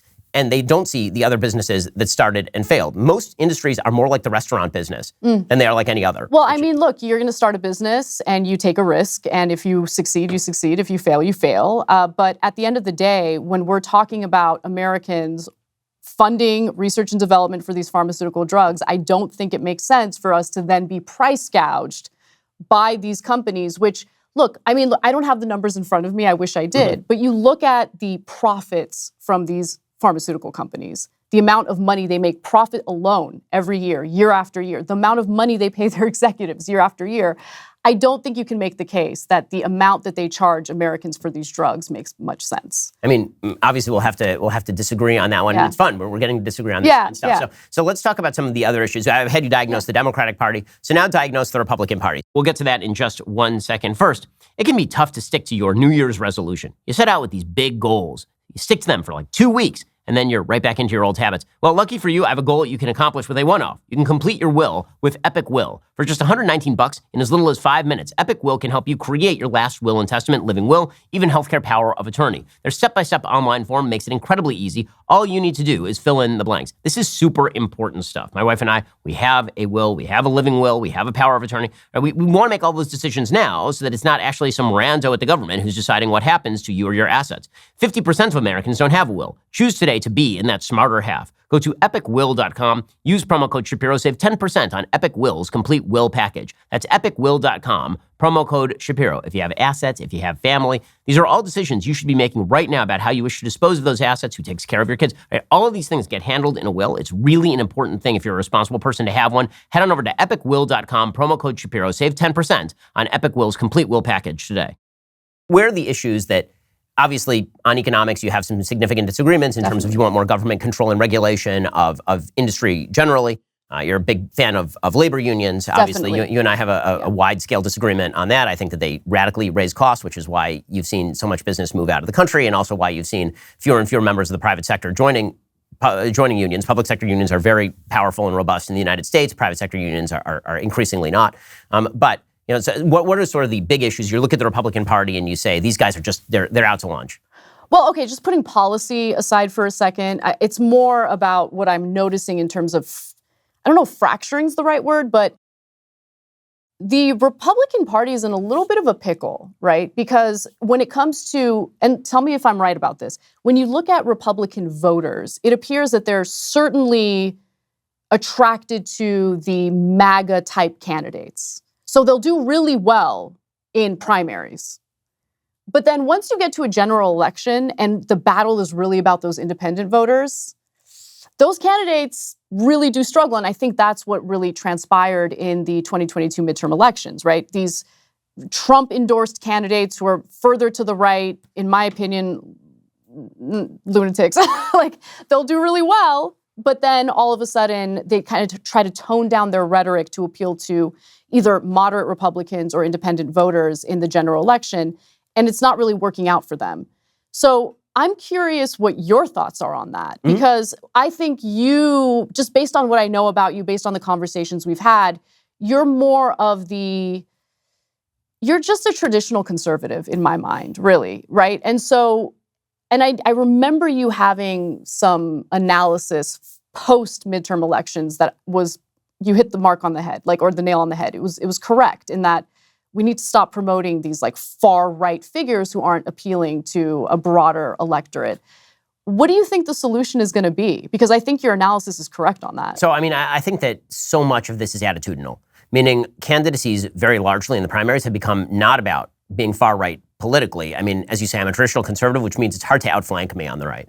But when it comes to sort of the attitude that's taken by candidates, that's what's attractive. And that's driven largely by the polarization. I think that inside the Republican Party, there's been a move which is sort of understandable based on how assaulted people feel by the media in particular, that the more people attack a particular person on the right, the more people on the right rush to that person's defense and say this person is just the best thing since sliced bread. And that is, I think, people see that as beginning with Trump, and it really didn't. I mean, I've been here the whole time, and I think that for a lot of Republicans, that really started mainly with McCain. The sort of move from, I can't believe these people, like John McCain is about as moderate a member of the Republican Party as it is possible to find, and yet suddenly he runs for president, and he's the worst person in the entire world. He's garbage. He's terrible. What's going on? And then the Republican Party responds by nominating the most milquetoast human being on planet Earth in 2012, Mitt Romney, who is as inoffensive as dishwater. I mean, he's just, he is just white bread. He's white bread with margarine. I mean, and everybody on the left immediately went to, he's the most scary person. He's forcibly cutting the hair of gay kids in the 50s, and he's the person who straps a dog to the top of his car. And Joe Biden out there saying he's going to put y'all back in chains. Mitt Romney's going to put y'all back in chains. What in the? And so Republicans responded to that. Many conservatives did by like, why aren't we fighting this? We need to fight. Whoever is willing to punch somebody in the face is the person we're going to support. And so that's how you get Trump. And then Trump wins. And so because Trump wins, there's this sort of halo effect that has now accrued to people who are quote unquote punchers. Now, I do think that the solution to that for the Republican Party is to find people who are smarter punchers. I like the punching. I think the punching very often is necessary, right? That's why I like Governor DeSantis in Florida. I think he's intelligent about how he throws punches. I mean, like him or hate him, the guy's much more strategic than Donald Trump. When he also didn't take any of Trump's bait. I mean, right? No, I mean he's a very strategic thinker. He's somebody who really tries to pick his fights. Right? If somebody tries to pick a fight with him, he is not always going to pick up the glove and just slap back. Trump's big thing was, you can't hit me without getting hit on any score ever. And that's not DeSantis. So I think that the idea that the Republican Party is not going to be combative in the future is wrong. It is going to be and it's okay to be combative, but you have to pick the right targets. By the way, the same thing is true on the left. I mean, I think that when you see Democratic candidates, very often there's an attraction to sort of the most wild-eyed, because it's like, wow, the right really hates this person. They must be really, really fantastic. I think you see some of this from the squad. But there are definitely counterpunchers in the Democratic Party who know how to punch and are much more strategic in how they go about that. That is, I think, the future of the Republican Party. That's at least the hope of the Republican Party. If not, what you're going to get is whoever says the wildest thing and draws the most fire is by necessity. What I've said to Republicans is you're essentially letting the left pick your candidates. You're letting the left target the person and then hit them. And the more they hit them, the more you're like, that guy's great. Love that guy. Like, well, maybe they're hitting him, yeah, because he's on the right, but maybe they're hitting him also because he's a bad candidate and because some of the stuff he's saying is crazy. Yeah, I mean, Herschel Walker was not. He's a bad candidate. He was a terrible candidate. He's a bad candidate. Absolutely terrible. I mean, same with Oz, right? I mean, and that's the other thing. I feel like the quality of candidates has really gone down. And it's really, that has accelerated post-Trump. And it's like, I guess anyone can run for Senate now? Like, what's going on? I mean, that is a serious job. We've got 100 senators. It's an important job. You got to be, look, I'm not like some elitist that thinks like, oh, you have to have this decorated record and, you know, you've done this and you've done, I like ordinary people representing Americans, but smart people who have actually thought through the policies they're promoting. I feel like you're right. There's a lot of rhetoric going on. I see a lot of that on both sides.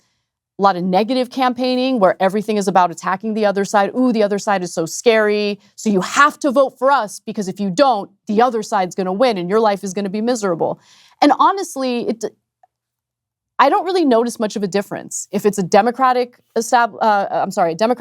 administration or a Republican administration, because at the end of the day, there's a lot of talk. I feel like there's a lot of show going on, but when policies need to be passed, and I think this is partly due to how our institutions are set up as well, nothing really gets done. Well, so I think that the purpose is that nothing should get done. But I think that the problem is that actually, in spite of that, things continue to grow. So I think we have an increasingly incompetent yet intrusive government. And so that's a bad combo. If you're going to have a government that is very intrusive, it better be damn good at what it does. And it seems like precisely the opposite. All of our institutions are failing to actually perform on the promises that they are promising. And then they promise in response more promises. And then people are like, well, that guy is promising a lot, so probably he'll do the job. It's like, well, maybe no one can do this job, which again, I keep coming back to the localism point, but I really think that it's easier to get things done on a local level than it is on a federal. And it was designed that way. And I'm not sure that that's a bad design. I think we have outsized expectations of what the federal government can do. And what that means is that whoever promises the most and talks the biggest is the person who's likely to do well in national politics. Yuval Levin has made the point, the sort of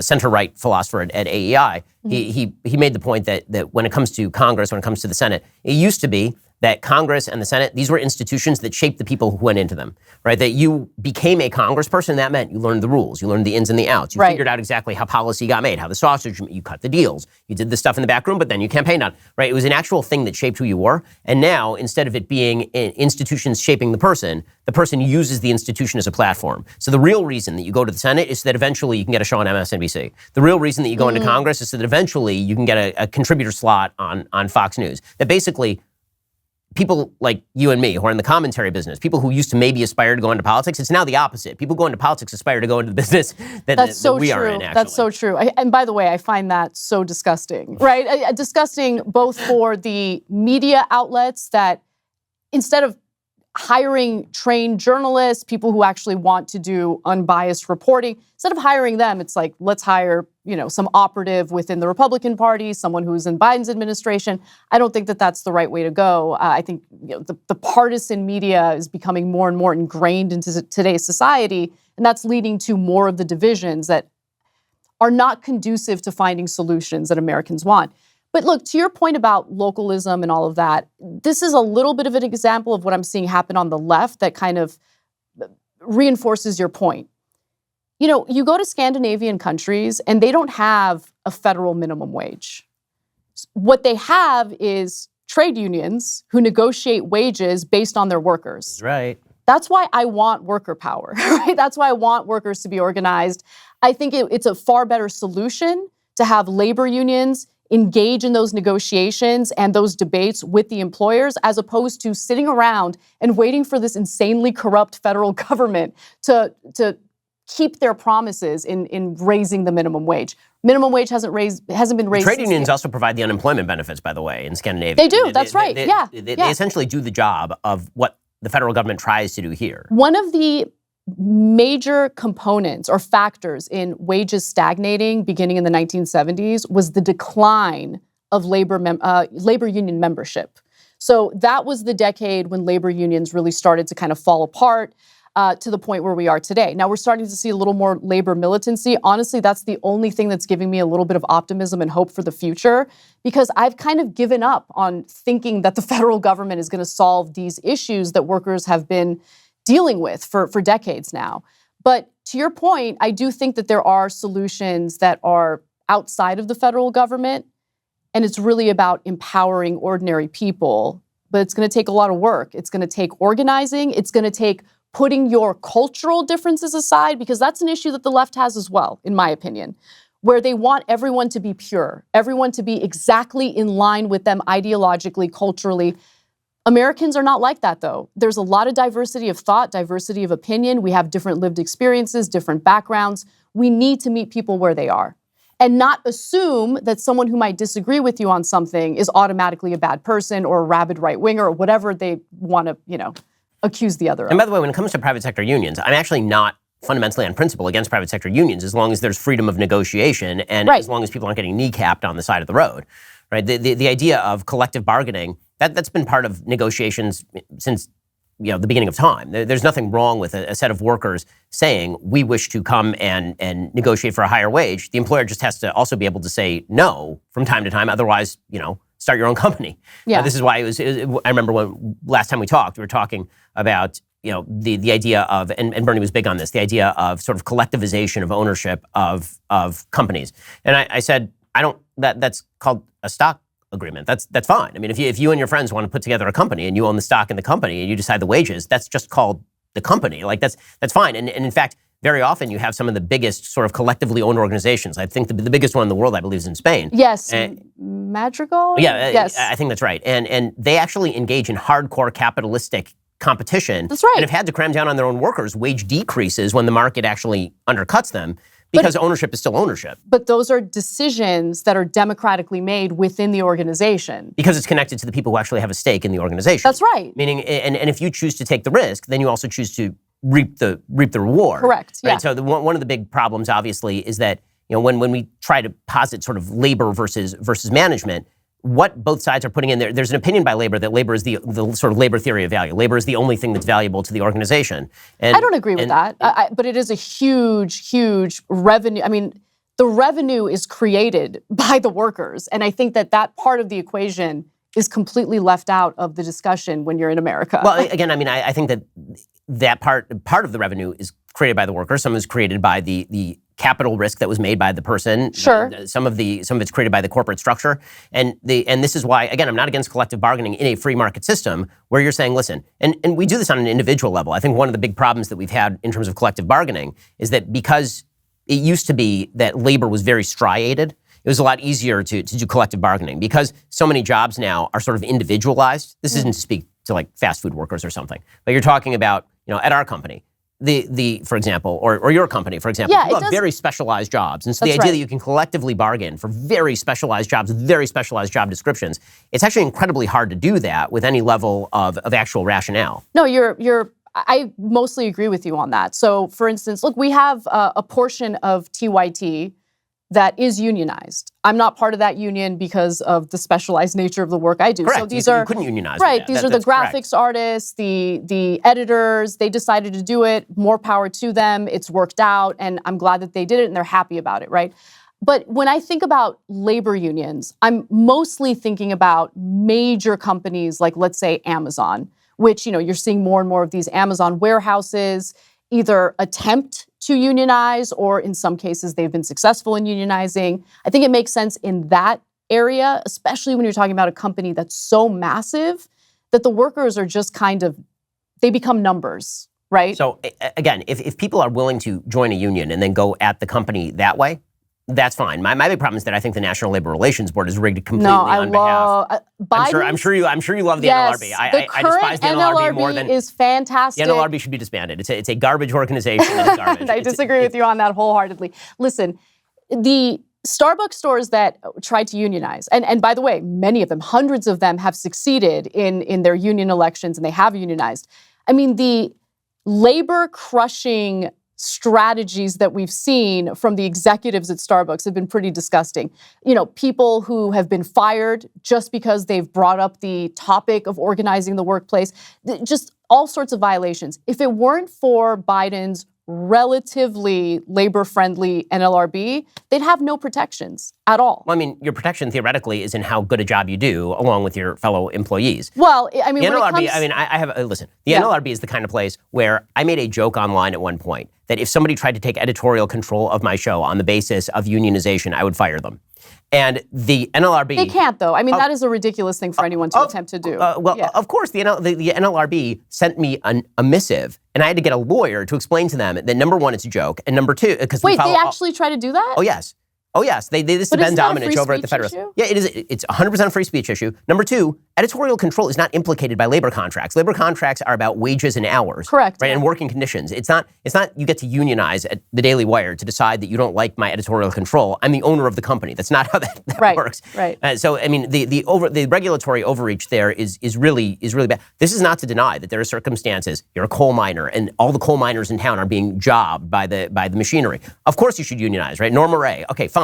But the idea that the federal government is supposed to cram down on Amazon that it has to pay people a certain wage when there are other people who are willing to work for below that wage in the same exact town. Like, how is that consensual? Consent seems to need to exist on both sides when it comes to labor relations. Yeah, look, the NLRB's main role is protecting workers who might deal with their employer raining terror on them if they are organizing the workplace. You know, the retaliatory strategies that we've seen from companies like Starbucks have been pretty gross. We need to allow people to have those conversations, to organize their workplace without fear of retaliation from their employer, right? So that's the main reason why I think the NLRB is important.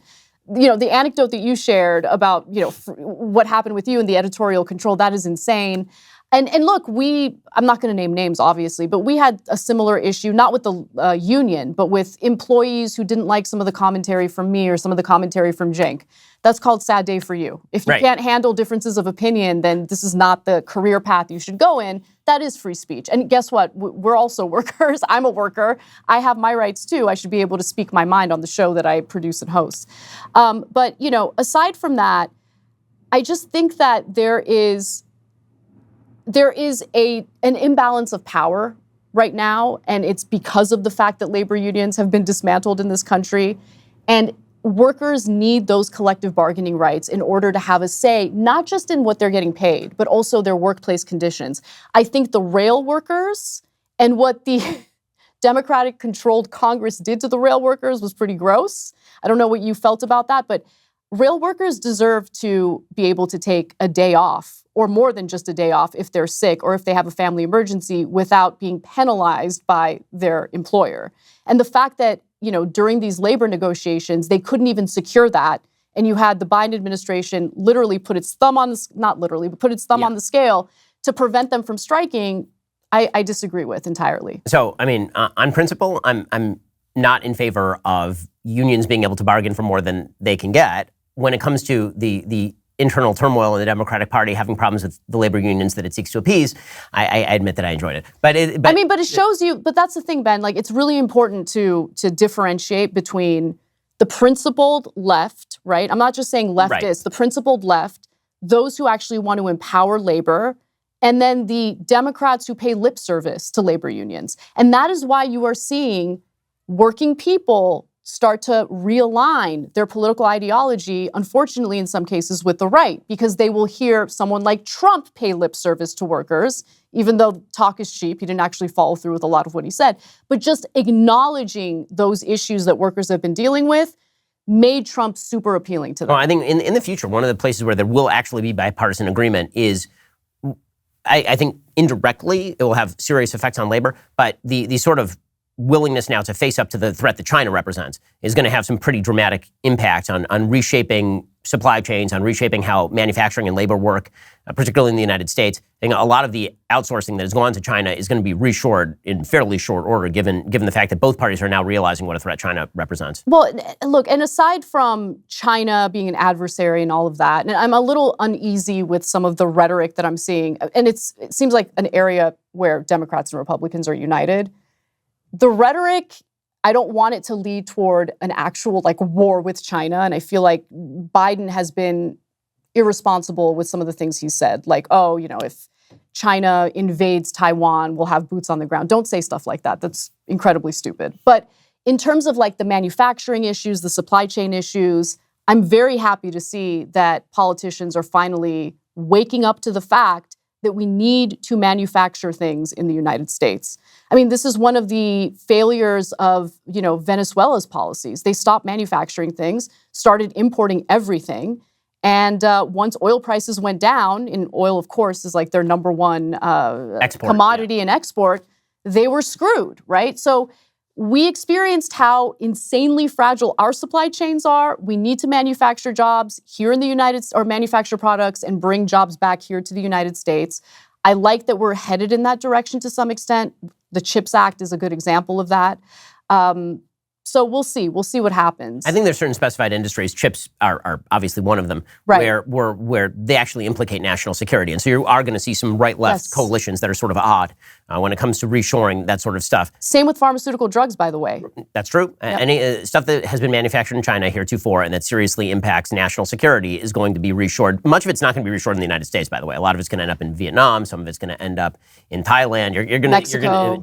Mexico. You're going to see a lot of this stuff go to other places on the globe. And the sort of countervailing point to the we need to reshore everything is that autarky has essentially been a giant failed economic strategy wherever it's been tried. The idea of all manufacturing happens in our country. All products must be produced from within. That generates economic failure. I mean, one of the reasons that Venezuela has failed is specifically because it is essentially economically isolated and self-isolated. I mean, they nationalized virtually all of their industry, and they prevented people from being able to own even within their country. I mean, there's foreign direct investment basically dried up. There was no money going into Venezuela. I mean, there's half of the story that's been told when it comes to the American economy about stagnating wages. The other half that has not been told is that what you get for your wages now is way better than what you got in 1980. I mean, that is just a reality. You would not wish to live in 1980. As opposed to now. You now have a refrigerator, you have a microwave, you have two cars, you have a... Sure, okay, so if you want to talk about the technological advances... Well, I mean, the stuff that you have for your money, aside from two specifically government-subsidized areas, healthcare and education. There's a lot of crap. Okay, so look, honestly... Would you rather live in 1980? Like that standard of living? In terms of the quality of products that Americans could buy, I want to go back to the 1950s. Okay, I'm literally... Cuba's right there. They're still driving those cars. I completely stopped buying new clothes. Everything I buy now is vintage, made by American garment workers in the 1950s. And those garments, by the way, look like they're brand new. Brand new. Quality. Like what we did... But the percentage of salary that you would have to spend on that is much higher. That's true. So for the worker, you're not shopping vintage shops from the 50s. You're going to H&M. But understand. So what happened with, especially, this was what happened in the 1970s. We started offshoring jobs and really focused on consumerism, right? So wages started to become stagnant. But Americans were okay because they can rely on cheap products that are made in other countries through exploited labor, right? So we have a bunch of cheap crap we can buy, sure. But the quality of the stuff we're buying is not there. We have to replace it after. I mean, look at clothing in particular. You buy clothes in America that, by the way, were made in some other country, in some factory or whatever. You wash it, falls apart the next day. I mean, that's true, but the percentage of your salary every year that you're spending on clothing is way lower than it was in 1980. And when you talk about sort of the economic narrative of the 70s, there's a countervailing point of view, which is that heavy unionization, high labor costs in the 50s and 60s, and a time where literally the rest of the world was physically destroyed by World War II, gave us a head start, which we then blew over the course of the next few decades, to the point by the 1970s, we have a decade of economic stagnation with literally no stock growth from essentially 1963 all the way up till the early to mid-1980s. You have 20 years where your stocks don't actually appreciate in any serious way because the economy basically stops dead. We're getting outcompeted. The American car companies, which are the crown jewel of American industry, are getting outcompeted by Toyota and Hyundai. And by the 1970s, 1980s, we're importing all of those cars. That's not because we offshored to them. It's because we didn't offshore them. It's because we totally did offshore. Maybe not to Asian countries. We offshored a lot. I mean, think about the Rust Belt, right? And all the manufacturing jobs that went to Mexico. The offshoring happened later. That offshoring happened in the 70s, 80s, and 90s. Correct. That was an aspect of attempting to compete with the import of cars from other countries. I mean, Toyota becomes a world power in terms of being an actual global corporation because our manufacturing costs in the United States are too high. We're living fat and happy off the excesses of the rest of the world being destroyed, essentially. And because of that, we could afford to do all this. We were the only game in town. And then we weren't the only game in town. Suddenly, Japan rises from the ashes and is an economic world power and is outproducing us when it comes to cars. And so you have two choices at that point. Either you go tariff, right? You actually start restricting imports and you generate enormous costs for your own citizens who are now having to spend more money. Right. Or you have to start offshoring and competing and lowering the wages. And so that's essentially what happened in the 70s. I would go on the tariff route for sure. So right. So I mean, and by the way, so Trump, right? I mean, this is sort of that right-left horseshoe that's been happening. Obviously, I wouldn't because if you just again, I will go back to my original point. I don't think that you'd be willing to have many takers who would be willing to go back to 1980s level standard of living. From 2022, we have a for as much as we can talk about the excesses of Amazon, we now live in a world in which you can take a device out of your pocket, you can hit a button, and any product on earth will arrive at your door in 2 days. That's true. And look, that's part of consumerism, and it would certainly be a culture shock for Americans to rethink whether or not they need all of this stuff that's made in other countries. So that's the honest trade-off. Yeah, and I appreciate the honest trade-off. No, and I am being honest. And look, I acknowledge that people might not agree with me. Most people might not agree with me. But for me, in my personal life, have become a lot more happy in rejecting that consumerist mentality. When I spend my money, I spend on quality items that are going to last. And I just feel better about my purchases knowing that it was made, at least at a time, when people were unionized, when they were actually making living wages, they were succeeding, they were able to buy homes for themselves and their families. I want to go back to that. The fact that most Americans now are not able to buy a home in America is insane. We need to figure out what it is that's leading to this. Well, we know why we have this inequality, what we can do to lessen that economic inequality, because we want more Americans to actually enjoy that slice of the once American dream. I mean, I think we certainly agree on enjoying the slice of American dream. How we get there is another question. Yeah. And when it comes to housing, I will mention that apartments are way bigger than they were in 1980. Houses are way, way bigger than they were yep. in 1980. You know, the real question, I think, and this is an open question, I think one that people are going to have to decide, is when it comes to inequality, you can essentially, democratic socialism, which you're an advocate for, redistributes things that are already there. Capitalism generates new and better things. And so the balance has always been, how much can you continue to generate new and better things when you are redistributing what's already there? Well, you're not taking into account the financialization of our economy, right? Which is completely disconnected from productivity. So what I mean by that is we're now in this age where companies don't even really need to focus on productivity when they can do things like corporate stock buybacks. So, by the way, I agree with a lot of that. Yeah. And one of the things that has generated that is the Fed. Is the Fed. Yeah. The Fed is a disaster area. Totally agree on that. The massive infusion of tremendous amounts of money and easy credit into the system has led to people doing exactly that. You are 100% right about that. That is true. And we're also seeing that happen within the housing market, where you have private equity firms who have taken interest-free money, cheap money, thanks to the Federal Reserve. They're just buying up entire neighborhoods of single-family homes that typically would be purchased by actual families. Again, agree. The Federal Reserve is expending extraordinary resources, and their easy money policies over the course of the last 2 decades have been an absolute disaster for the American economy. And quantitative easing, honestly, started under the Obama administration. So the fury that middle America feels toward Democrats like Obama, I get it. Because after you just got foreclosed on, after all of that heartache that your family experienced in the 2008 economic crash, you see the banks, you see Wall Street, you see the same individuals literally exploit that crisis to become even wealthier. Right, and here's where I think this has always been sort of the fascinating divide when it came to, for example, the Tea Party and Occupy Wall Street. So my question always with Occupy Wall Street, which is making some of the same points you're making, is why are you occupying Wall Street? Why aren't you occupying K Street? Like you should be in Washington. I don't understand why you're going after the people. Again, speaking of incentive structures, the people in Wall Street are acting based on an incentive structure. Mm-hmm. That incentive structure is created by the easy money, which is actually being generated by the Treasury Department and the Federal Reserve. One of those things is a thing where you have stock in it. It's called your vote. And one of those things is a place you do not have stock in it. And that's called Wall Street, unless you actually have stock in the company, in which case you go to the shareholder meeting. So it seems to me that the focus should be placed on the origin of the public policy. If you and I can agree that the Federal Reserve should stop pumping money into the economy, and this will naturally lower the amount of easy money that is available for all of these places to buy up all of the single-family homes in Houston, for example, then I think we actually hit agreement. I think where we hit the disagreement is where you say, okay, we need to penalize these companies for buying up the single-family homes. No. When I really don't think that that's really the issue. Well, no, we need to do away with the ability for them to get that easy money and buy up the single-family homes. And honestly, one of the biggest issues, I think part of the reason why, or the main reason why the Obama administration went along with this whole quantitative easing policy is because whether you're talking about Democrats or Republicans, both parties have been captured by those corporate interests, thanks to unlimited campaign donations into political action committees, thanks to the fact that our politicians can be personally invested in individual stocks. We need to reform the system. It's not necessarily about punishing Wall Street.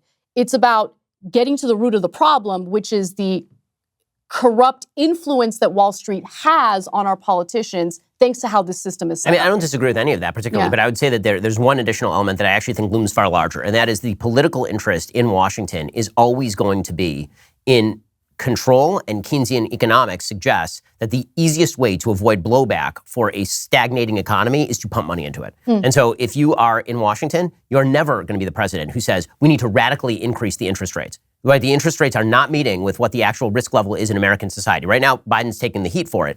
The reality is that the notion that the Federal Reserve, every president is going to have an interest in pumping money into the system. The more money you pump into the system, the more you inflate the GDP. The more you inflate the GDP, the more people have the impression that things are going splendidly. True. The more easy money there is in the system, the more that you do have corporate interests who are backing. All of that's true. But that starts with the amount of control that can be exercised by Washington, which is why, and this is where we'll disagree, I think that Washington should be stripped and castrated and most of its power should be taken away. And then we don't have to worry about any of this. And all the stuff you want to do at the local level, you can do with your friends. And what I don't want to do at the local level, I can do with my friends.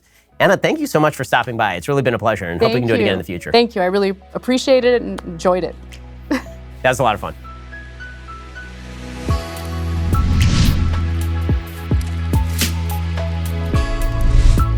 The Ben Shapiro Show Sunday Special is produced by Mathis Glover. Production manager Brandon McGuire. Editing is by Jim Nickel. Audio is mixed by Mike Coromina. Post-production is managed by Matt Kemp. Camera and lighting is by Zach Ginta. Hair, makeup, and wardrobe is by Fabiola Cristina. Title graphics are by Cynthia Angulo.